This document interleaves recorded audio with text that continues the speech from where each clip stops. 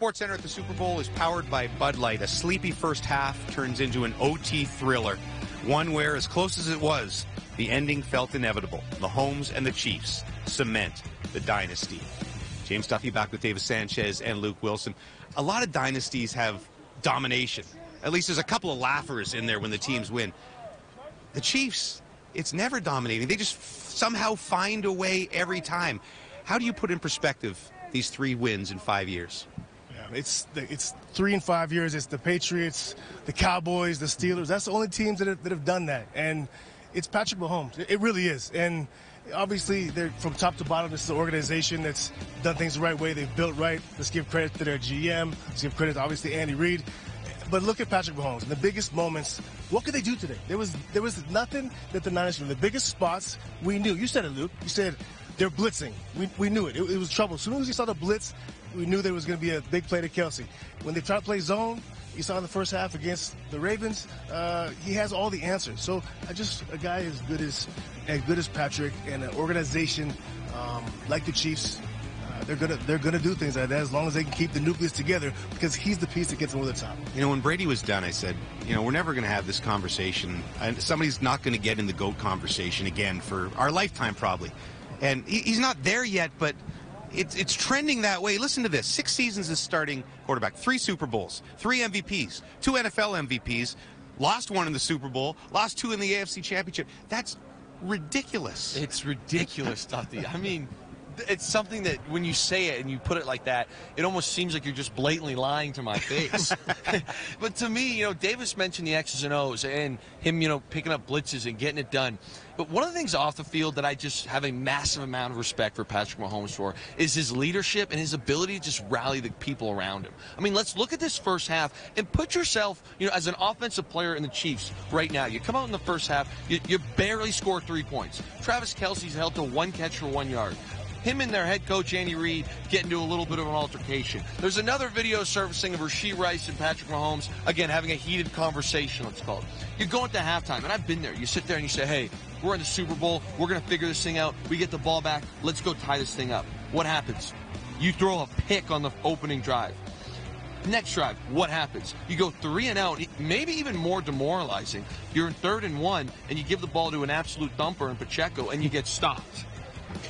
There's no quit in the scene, and although they're arguing and they're having heated conversations, because of Patrick Mahomes and the veteran and the leader that he is, he's able to get these guys going, and they all believe in him, and they keep playing hard, which I'm telling you is not easy to do when you're getting dominated like that. And all of a sudden, they got 1 good bounce, and this thing flipped on its head, and it almost seemed like it was inevitable. It did feel inevitable. The overtime drive, it's just like we all knew he was going to score. I think we were more surprised they didn't score a touchdown at the end of regulation, right? It was shocking. It was shocking that they only tied it. You mentioned the second half, and early in the second half, which is really where the game turned. First of all, the Niners get a pick. They have all the momentum in the world, up 10-3, and 3 and out.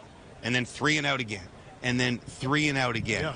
Is that where the Chiefs turned the momentum, and then they got the big play on the fumble?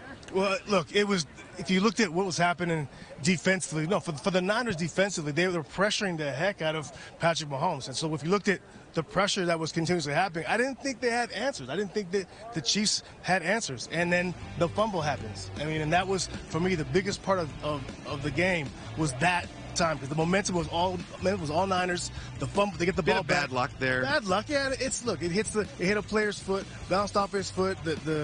The returner, Ray McLeod, he's trying to get away from it. It hits the leg, and obviously he tries to make a play because he has to at that point in time. But they had the momentum. All the momentum at that point in time was for the Niners. I didn't think that KC had any answers, and then boom, the fumble, the quick touchdown, and all of a sudden you felt it, because now all the momentum had switched. And Patrick Mahomes and that group got some confidence. I know you believe the MVP award should be shared, maybe. Yes, and of course, they'll never do this, but if you could split the MVP award in half, obviously Patrick Mahomes got it done today, but maybe we give it to a coach for the first time, in the history of the NFL, Steve Spagnuolo. This man had one of the greatest game plans I've ever seen. Let's be very honest here.